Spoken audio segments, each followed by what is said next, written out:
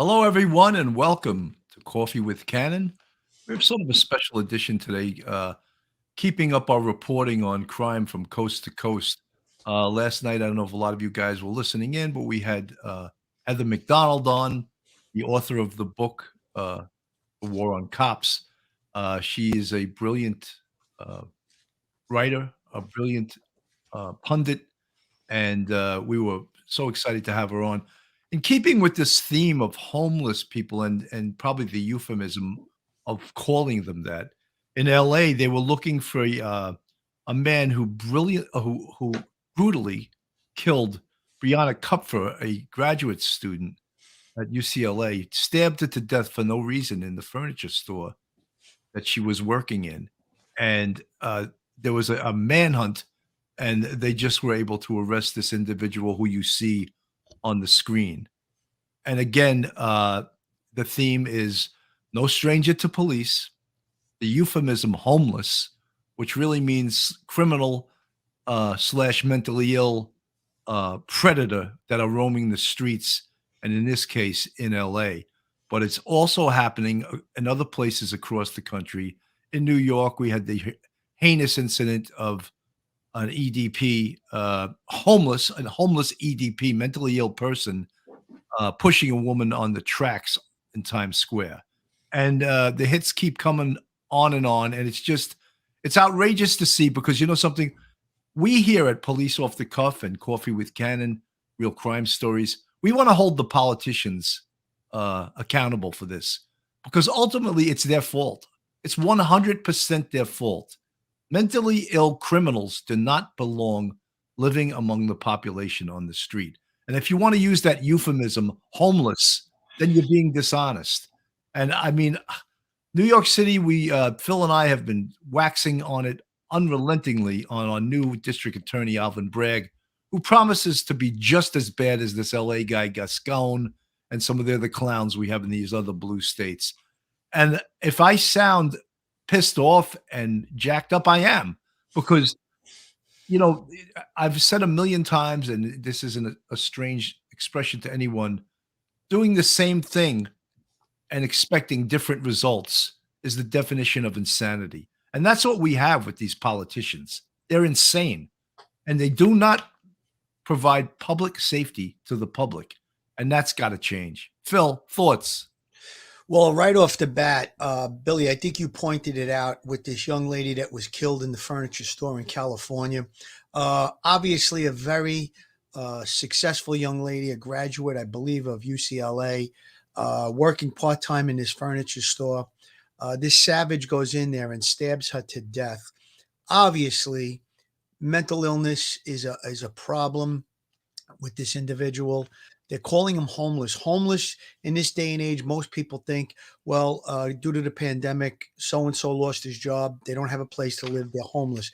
That's not what this is. This is criminal, mentally ill people that are being released into society. They are committing these heinous, violent crimes. It really needs to be addressed. I mean, the things that are going on, it's like every day is another story, another horrible incident. We had the young lady that was thrown in front of the train. We have this incident. We just had a press conference earlier today. There was a police officer shot. A New York City detective was shot earlier today. Thank God he's going to be okay. Shot in the leg. Saved his fellow officers. They were doing an entry into a home, and he had the ballistic shield. As he was taking gunfire, he remained in that position, shot in the leg, and protected the people that were behind him. Arrest was made, perpetrator was shot, but the police commissioner came out and said, in 20 days into 2022, 20 days, and she's a brand new police commissioner, she says 3 police officers have been shot. I want to echo the words of the president of the Detectives Endowment Association, Paul DiGiacomo, in the press conference saying, and this is not only for New York, this is across the country, bail reform is not working. There's a direct correlation between what happened with all the anti-police rhetoric and bail reform and all of this defund the police stuff and the rise, these horrific rise in violent crime, gun crime, and drug crime. We need our legislators to address this with new laws. We cannot have no bail. That's where the starting point is. You know, And Phil, just enforce the old laws that are on the book. We don't need new exactly, laws. Enforce exactly, the old ones. These exactly. politicians need to be held accountable. The word politician should, when you hear it, you should cringe because it's a disgusting word. Let me just play a little bit of this video to show who this beautiful girl in California was, whose life was so unnecessarily and so brutally taken from her. Manhunt for the suspect in a deadly stabbing in LA. 24-year-old Brianna Kupfer was found brutally murdered, stabbed to death last week in an affluent LA neighborhood. Her body found by a customer at the furniture store where she worked. Police identifying 31-year-old Sean Laval Smith as the suspect late on Tuesday night. Investigators had released several surveillance videos to the public showing this man just walking dressed all in black with a white face mask. But one video seen here matches his description, and he is shown much closer up.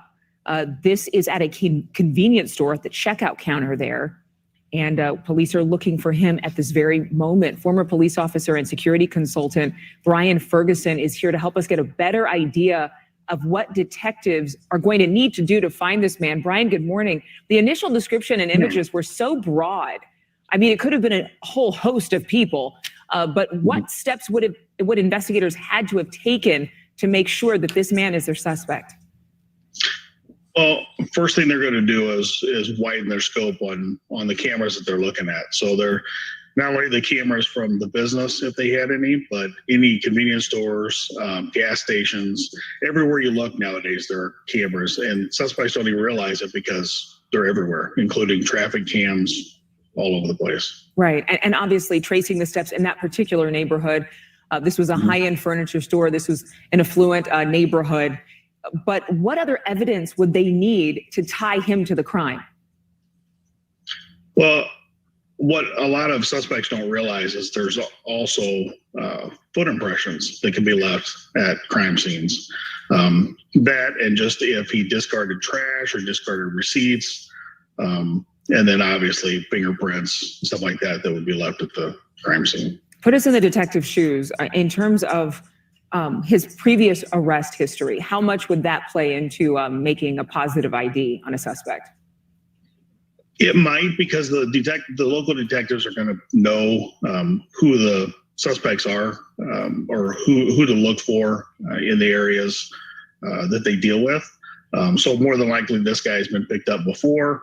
The gang task force, any detectives that work in that area are going to be familiar with the suspects that are constantly in and out of the criminal justice system.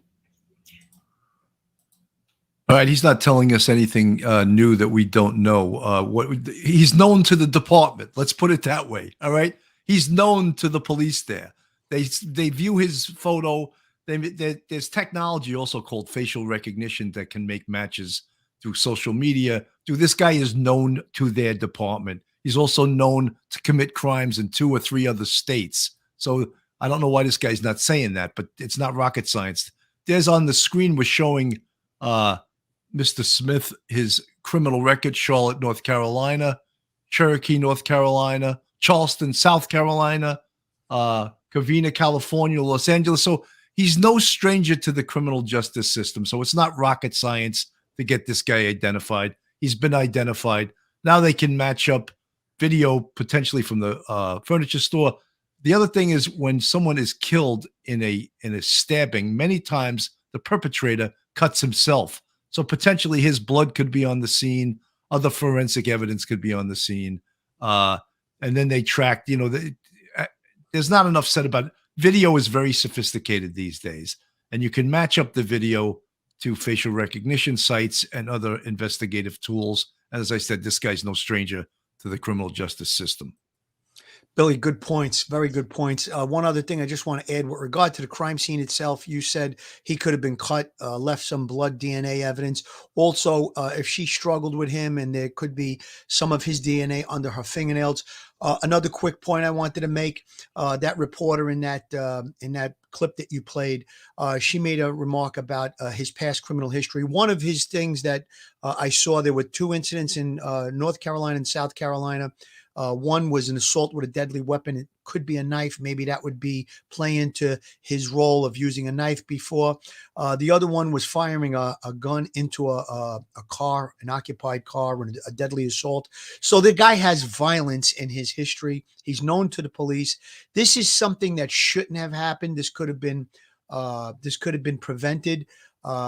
I don't think that anybody would argue with the fact that a person like this that probably has mental illness, is not on medication, should not be on the streets. They're calling him homeless. We stress that that word is being too broadly used. This is a person that should have been at least incarcerated on all of those charges that we know about, or held in a mental institution for evaluation as well as treatment. It's just unfortunate. I don't know how this family is going to deal with this. This is disgusting. It's terrible. And there's really no words at this point. The one last point that I want to make was I did say about the politician changing the laws. I didn't mean to change the laws that are already in place. I'm talking about the bail reform where they changed it, where judges don't have any discretion on certain crimes, that they have to release the person without bail. This on the screen, we have a picture of this beautiful young lady, a UCLA student, whose life was snuffed out by this homeless savage. There she is with her family. Just think of how her family now is feeling. Uh, Life without this beautiful girl, their daughter that they've raised, brought into this world and they raised up into this point. And her life is taken. And let's put it right on the politicians. This is the politicians' fault. Matthew Kassler, thank you so much for the $4.99 super chat. And yes, we're aware of it. 2 cops shot in New York City this week. That speaks for itself. The politicians have to be removed. In New York, it's Albany. Albany passed these ridiculous laws under Cuomo, who resigned in disgrace. He was behind a lot of this stuff. Those laws, the bail reform laws, have to be changed. The New York City Council is another disgrace. Those people have to be removed. And the problem is the electorate in New York City keeps electing the same types and expecting different results. I don't know. They just elected Bragg, and they elected these city council types that are so far left that they should fall off the face of the earth. It's outrageous. There's some pictures on the screen of this girl. Again, had a whole life in front of her. She was achieving great things with her life. And then we have this Sean Laval Smith, who has achieved nothing with his life but destruction. And these are the predators, and I use that word predator, that are out there preying among us, killing innocent people because politicians are woke and they refuse to do anything about it. They absolutely refuse. They need to be removed. These Gascons, the Alvin Braggs in New York City. We haven't even felt the effect of having Alvin Bragg as the DA yet. He's brand new. Wait till a year goes by. It's going to be outrageous, just outrageous. I'd like to see Alvin Bragg in the situation that NYPD detective was in this morning, doing an entry on a narcotics warrant, a raid, and being shot at, and he held that vest. He was shot in the leg, and he took further bullets into that vest. That is a true New York City hero. Okay, an American hero. And Alvin Bragg wouldn't have the guts to do what that detective did. And all they want to do is they want to knock police, and they want to defund the police and attack the police. We have heroes that will put on that gun and put on that vest and take the body armor and take the bunker and go do a search warrant on a drugs, narcotics location and take gunfire. And the guy will get up tomorrow morning and do it all over again. That's what we have as New York City police officers and police officers and law enforcement throughout the country. All they want to do is knock us. That's what they want to do. That's what their position is. They want to forget about the victims. They don't want to talk about the victims. All they want to talk about is the perpetrators and what they're going to do to help the perpetrators and less people incarcerated. No, that's not the answer. We know what the answer is, Billy. We've been there. We've done it. We know what the answer is. It's enforcement. It's presenting a deterrent to doing such crime. What deterrent is there in New York City or anywhere across the country to not carry a gun? There's zero deterrent right now. Yeah, except if you abide by the law, then you can't get a legal gun. I'm going to play. This is in New York City. This is the EDP criminal that killed a 19-year-old girl in a Burger King in New York City. And let's just see. This guy was also a predator and was out there doing great things,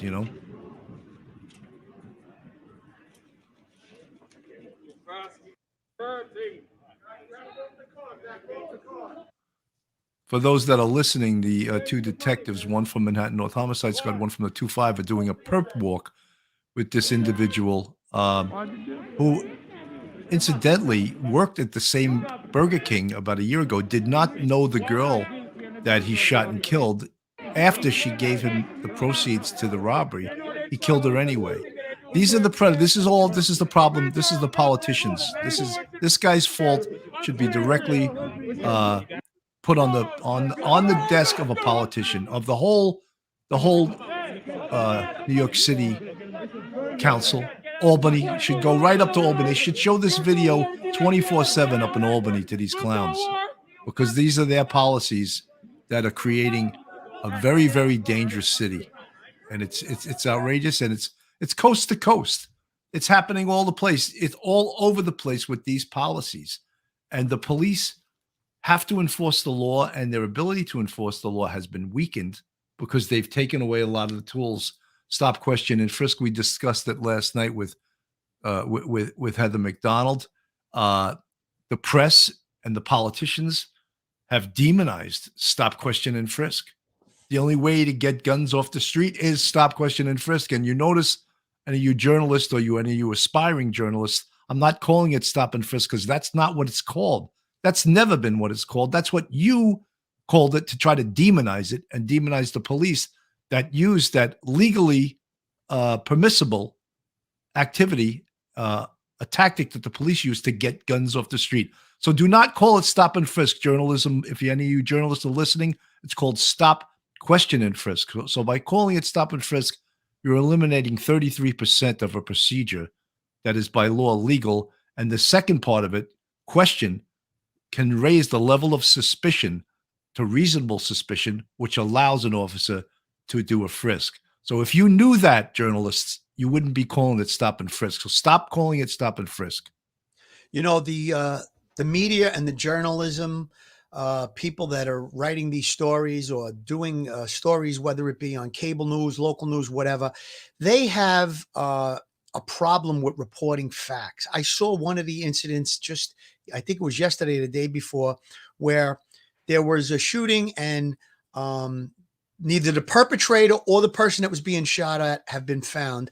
And they're coming to the conclusion that there doesn't seem to be any gang affiliation related to the shooting. Now, how could you possibly know that when the shooting is only hours old and you don't have either the perpetrator or the person who's being shot at? And by the way, an innocent baby was shot in that shooting that I'm talking about. And you have that type of reporting in the media. I mean, how could you come to that conclusion? It's ridiculous, but this is what they do.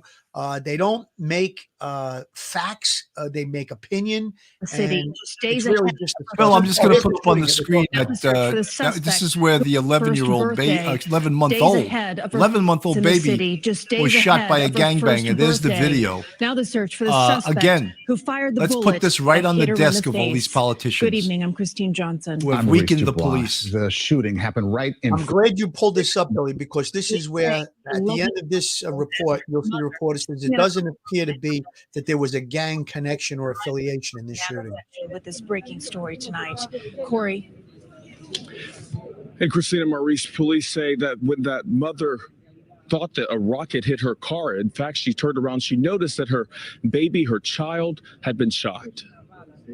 A police source tells us this is the moment a man pulled the trigger, firing at least 2 rounds, one of them hitting an 11-month-old baby. Pure shock from neighbors who captured video of the aftermath. Many of them upset an innocent child became the victim of gun violence on East 198th Street in Valentine. Very sad. Very. Police say the shooting happened around 6:45. According to investigators, the child was in the car with her mother while the baby's father was inside a nearby deli. At some point, the suspect, who authorities believe was chasing this man down Valentine, got up to the area where the parked car was and fired the gun, striking the baby in her cheek. This is completely unacceptable in our city. As an 11-month-old baby. That birthday is going to be in a few days. Witnesses say the child's mom was frantically tapping her baby's back, doing what she could to keep the little girl alive before paramedics arrived. We're just trying to get the baby in the ambulance. As for crime in the Bronx, officials say this time last year, they recovered 1,300 firearms off the streets. As they search for the latest shooting suspect, there's a plea to end the ongoing violence. Enough is enough. If tonight wasn't a wake-up call, then I don't know what will wake us up. What is the message that we are sending to our children? Our babies deserve to live. They don't deserve to live in communities where they have to dodge bullets every single day. And that baby girl's in critical condition, but expected to recover. Police say at this time they are still trying to identify the gunman and the person the gunman was chasing. Right now, the shooting is not believed to be. No, I heard he was just about to say the shooting is not believed to be gang related. How does There's he no know that? way. The shooting is less than a couple of hours old. They don't have either of the person who's being chased or the person who's firing the shots in custody. And you could come to that assumption. That's really, really not good reporting. But you know something, Phil, 199 and Valentine, that's not a rare occasion. Shots fired every single day. You heard them say they took 1,300 guns off the street. Yeah.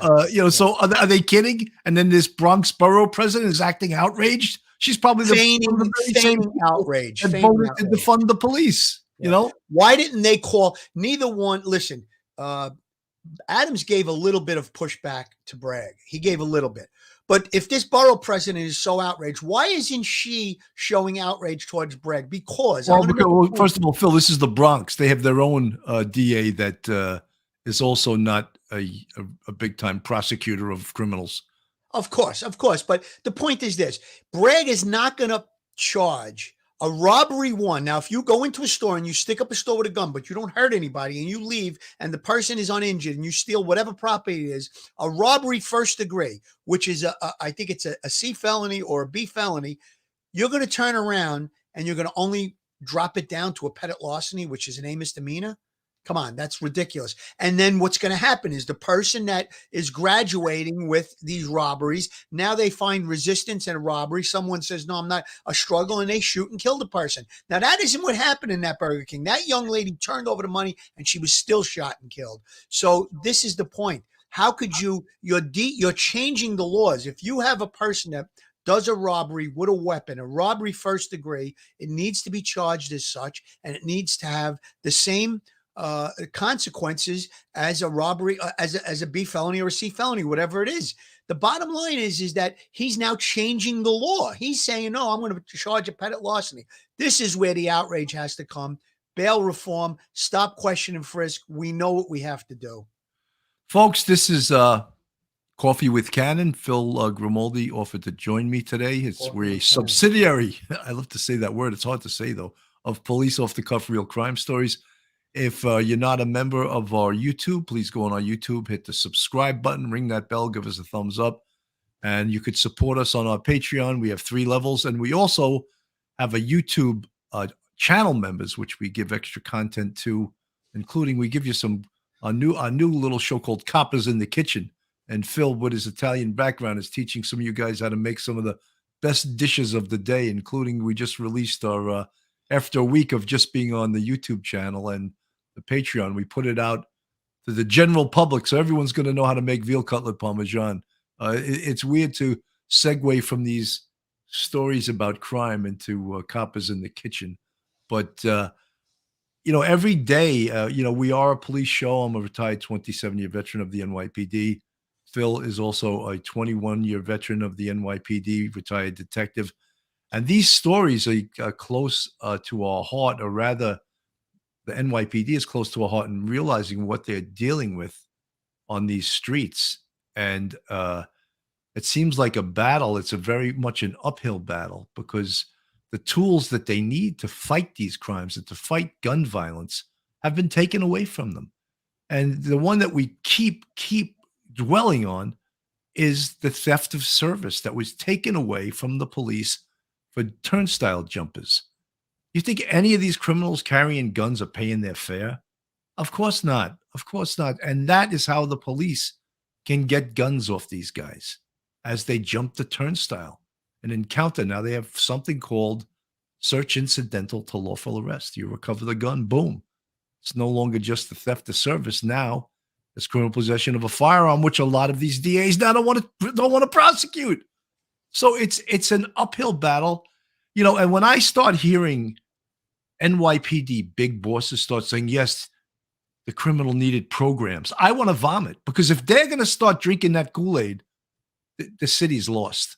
I won't identify the person I heard say that, but it's sickening. And if they start echoing that nonsense, the city is totally and 100% lost. Billy, you brought up such a great point. Now, I was a transit cop from 1982 to 1983, and I can remember 3 separate occasions where a turnstile jumper, one time, not a gun, but the guy was carrying a knife. It turned out he had just did a robbery with the knife. We recovered the property as well as the knife, the 007 knife. I had another incident where a guy was carrying several different credit cards, identifications, and then a third incident where the guy was carrying numerous bags of marijuana. So again, like you said, if you have a turnstile jumper, search incidental to arrest, you can not only find guns, you can find drugs, you can find knives, and you could also solve other crimes. Another time, I just popped into my head, we had a guy that was wanted for outstanding warrants for numerous other crimes. So you stop that person, they didn't pay the fare, you run their name, you come up with a warrant, you're taking a person that has an active warrant off the street. Just 3 or 4 different scenarios that non-enforcement of turnstile jumping leads to further crime. I just want to shout out to our producer. I haven't seen him in a while. He's in the chat. Josh, good to see you. Josh is actually a native Californian, and he loves living in that state. And it's a beautiful state for folks that have never been to California. Joshua says he's responding to Lee Perry. I love Cali. Just past 6 years have been shit with politicians. Cali is the best state, in my opinion. Most people love the state they live in. I'm starting to like New York less when I see what's going on. I will always be a New Yorker, always love New York, but I don't like what's going on politically in this system. When we talk about this new district attorney Bragg, he also has the unmitigated balls to say that his policies will make us safer. I would love to have him come on this show and grill him as to how that happens. And it's called diversionary programs. Diversion is programs like counseling, like Alcoholics Anonymous, drug rehab programs, community service. That's instead of punishment. That's what's going to make us safer. And I just don't buy that nonsense. And I don't think it's true. So Lee Perry says, Cannon for New York mayor. I'm not political. I'm too, I rant too much. I rant, and I almost had to name Coffee with Cannon bitching with Bill, because it sometimes denigrates into that. But I feel better. I feel like, instead of going to a therapist, I have Coffee with Cannon, and you guys join me, and we get to talk about the important stories of the day here. Billy, this is supposed to be a lighter show. I'm having my coffee with Cannon. And I know I don't want to rant too much, but I got to just make this one point about Bragg. You just had him on the screen. Now, he's saying it's going to make things better and safe for New York City. His policies, now, if you look at those 2 shootings, you had the young lady that was gunned down and killed in the Burger King. She was Hispanic. I don't know the race of the little child that was shot in the face. They're 11-month-old, but it was in a minority community. So my point is this: these policies will affect the minority community the most. When we take guns off the street in minority communities, what are we doing? We're saving minority lives. Listen, throughout the city, if a gun comes off the street, no matter where it is, it could possibly hurt someone. So we're saving lives. That's why homicides are at an all-time record in the last year, all-time record throughout the United States. Why? Because there's just a free-for-all with guns. They see that there's no real deterrence. People are getting released without bail for shooting someone. It's just crazy. And the point is that the minority community is going to be strongly affected by the policies of Alvin Bragg that he claims to want to protect. He's full of baloney. A lot of these politicians are full of baloney. Let's get back to the right way of policing. We've done it before. We can do it again. North Florida Gary, all those programs can work miracles, but they only work if the person wants them to work. Well, Gary, I believe in punishment. I believe that if you commit a crime, I'm all for people getting rehab and people getting the services they need. But if they commit crimes over and over again, diversion is not the answer. It's what the answer is to punish that person and to put them either in jail or in prison because diversion doesn't help the public. And especially these mentally ill, homeless, they say these mentally homeless criminals that really are predators. They're like sharks swimming around looking to attack someone. And that's what they are. And whether it's in Los Angeles or New York City, they need to be taken off the street. You can't force someone who's on the street to take their medication. You cannot do that. And I don't know why someone that is mentally ill living on the street, their rights trump someone who's living their life by the law, working every day, paying taxes, going about their business. It seems like their rights do not count. That the homeless EDP, their rights are much more important than the citizen that is doing the right thing every day. You know, I want to make a point about the programs that are in place. If you have a person that's a recidivist, and that means a person that keeps getting arrested for the same, let's say it's a minor crime like shoplifting, and that person has a drug problem. If you have a court mandated drug rehab that says, look, you could go to jail for 2 years, or you could complete a 1-year program in a rehab. And if you step out of line and you don't follow the rules and the procedures, and if you don't follow the program, you'll go to jail for 2 years. I'm all for something like that. When you have a person that's a recidivist because of narcotics, because of a drug addiction, that's all well and good. But when you have violent EDPs and violent, emotionally disturbed people, violent criminals with long rap sheets, there has to be incarceration. There just has to be, whether it be in a mental facility or a regular jail, there has to be incarceration because then there is no deterrence.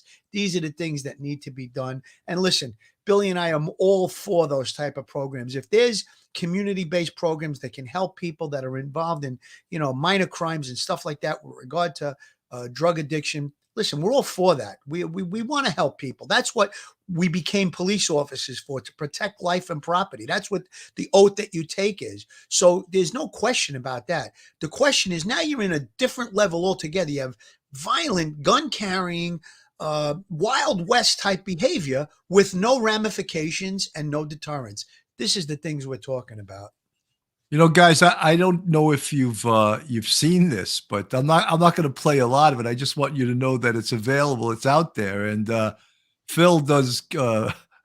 It's called Cooking with Coppers, or Coppers in the Kitchen, and Phil's going to teach people how to make veal parmesan. And I'm not going to play it on our show because it's available. You can go watch it, and it's pretty damn good, actually. Yeah, it was pretty good, and working on a few other recipes. But I got to get you with that white coat on, Billy. We got to get you in there doing it. Yeah. I make something called Poor Man's Pizza, and it's I used to make it for my kids, and they liked it. They were, because I made it a fun sort of game, you know, pizza on an English muffin with sauce and mozzarella cheese. You know, I called it Poor Man's Pizza because I came from a family with 8 kids, you know. And so for us, that was Poor Man's Pizza. And my kids, who were nowhere near as poor as I was when I was a kid, they got a kick out of it. Oh, yeah. We're poor. No, we're really not. But I was when I was a kid. So I learned how to make this Poor Man's Pizza, you know. It's funny you bring that up because a couple of packs of English muffins could be a meal, but there's an Italian dish called puttanesca sauce, and it really it started in Italy, and it was like from a very, you know, depressed area where they would take little bits of different seasonings and peppers and olives, and they would make a sauce out of it, and it's called puttanesca sauce. And it actually, it's funny because it stands for a Hooey sauce, like a Butana sauce, because the prostitutes would cook on a corner, let's say, on like a little fire or a pail. And yeah, so sometimes some great recipes and dishes come out of the need for trying to stay alive and trying to survive, you know, in a poor way. But I got a couple of good recipes coming up. I got a pizza recipe and I got a salad recipe that I'm working on for our next Coppers in the Kitchen. Well, that's great because everyone knows that veal is expensive as all hell. Veal Oh, cutlet, even though an amazing tasting dish, it is on the upper end of the and that little Italian restaurant Louis in the Bronx, best veal in the city. try to veal. It's the best. It's funny you say that, Billy, because when I was a kid and I would go to the butcher for my mom, veal cutlet was really on par with everything else, veal cutlets, So we would have veal cutlets probably like once a week or something like that. And not that we were wealthy or anything like that. We were really on some hard times too when I was a kid, but they were reasonably priced. Today it's like triple the price of, let's say, a chicken or a pork, So but it's a great dish, and you guys got to check it out. Copper's in the kitchen. I think. Hey, Phil, I love this. Look at this. Chef lady, I love English muffin pizza. So I hit someone's heart right in the chat Absolutely. there. Right? No, we used to have it when I was in high school. They used to have a bagel pizza, pizza on a bagel. Oh, And, my kids it love wasn't- that. My kids love that. Yeah, it's not bad, but it's not the dough. So that's why I used to call English muffin pizza poor man's pizza. And my kids got a kick out of it, Dad, was this really you were poor? Yeah. I had 8 kids in my family, you 2 little spoiled brats. You come from a family of 8, Bill. Yeah, I was 3rd oldest, and we didn't have a lot of money, man. We ate my mother made pasta like 5 nights a week because it was cheap. I get it. Listen, 8 is even if you have a pretty good income, 8 children, 8 mouths you got to feed besides your mom and dad. That's Phil, I can't even imagine how my parents did that, and like just the whole having 8 kids, and I mean, and not just even feeding, but the whole giving attention to schedules, going to school, all of that stuff. It's crazy. Alicia B, when we were kids, French bread pizza was pretty common too. That sounds delicious. And I didn't even know what olive oil was when I was a kid. That was something we didn't use because olive oil is pretty damn expensive too, right? Also expensive, right, exactly. And it's not like the Corleone family were giving you cases of it, Genco olive oil, You had to buy that big bottle of virgin olive oil, and it was expensive as hell, Yeah. Turtle Runner, laugh out loud, pasta, 8 kids. Wow, yeah, something. And in the neighborhood I lived in on Long Island, I lived in Levittown. There was so many people that had bigger families, people with 9. There was one family that had 12 kids. It was like a common thing when I grew up for people to have huge families. I don't think it is anymore. I don't see that unless someone's wealthy, but it just is so like unaffordable to have that many kids. It really is. My mother comes from a family of 8, and my grandmother and grandfather, they went through the Depression. They didn't have 8 children during that period of time, but they had a couple of kids. And my grandfather became a tremendous farmer. He would grow tomatoes and all of that. He was known for that and passed it on to my uncles and stuff. And because there was really not a lot of, there was no money, there was no jobs, and you had to eat. So it is what it is, Look at Richella. My father had 14 brothers and sisters. Richella, you know what you do when you have that many? You make the wine. You get 28 feet in there, and you start squashing those grapes. That's unbelievable, Richella. 14 brothers and sisters. My God, I thought the Irish were the ones that had those huge. No TV in that families. household, I bet. Now you tell me some Italians had 14 brothers and sisters. My God, that's crazy. But look, that's maybe where when you come from a big family, you get a good sense of humor, because if you don't laugh, you're going to cry, You know what I think happened too? The older children wind up helping out and taking care of the younger ones as time goes on, because, I mean, how could the mom take care of all of those kids? It's I guess, Phil, that's so, I mentioned to you earlier, my youngest sister who's a pit bull. She's a pit bull in business, and she's very successful. She owns 4 real estate properties, and I won't go into a whole thing, but she was the youngest. And by being the youngest of 8, she had to fight like a dog to get that last chicken bone, So now it translated into being tough in real life and being super successful in the job that she does. Absolutely. I think there's a lesson right there. That's a very good point you brought up, Billy. Don't you take that last drumstick, I'll chop. Right? Listen, I had an older brother that was 3 years older than me and much bigger than me. My brother's like 6'2", and he was a heavyweight. And I took a lot of banging around from him, but I think it made me a better person, kept me in line. It made me tougher, so to speak. And yeah, things like that. I mean, these are just life lessons. If you come from a good family and you have somebody looking over you, you usually tend to be okay. I think one of the most important things to learn besides to be a good person is to learn a good work ethic and how to work hard, because that's the key, I think, to success. And not, I'm oversimplifying it, but it's important to be a good person, to have a good heart, but to have a good work ethic and to not give up. That's I learned that from sports. I played a lot of sports as a kid, and that old expression that came from sports, and politicians use it as if they made it up. It's that when you get knocked on your ass, you got to get back up. And that I learned from a young age from sports, and that's a lesson that stays with you for the rest of your life, and never, never, never, never give up. And that's the truth. Those are the life lessons that we learn.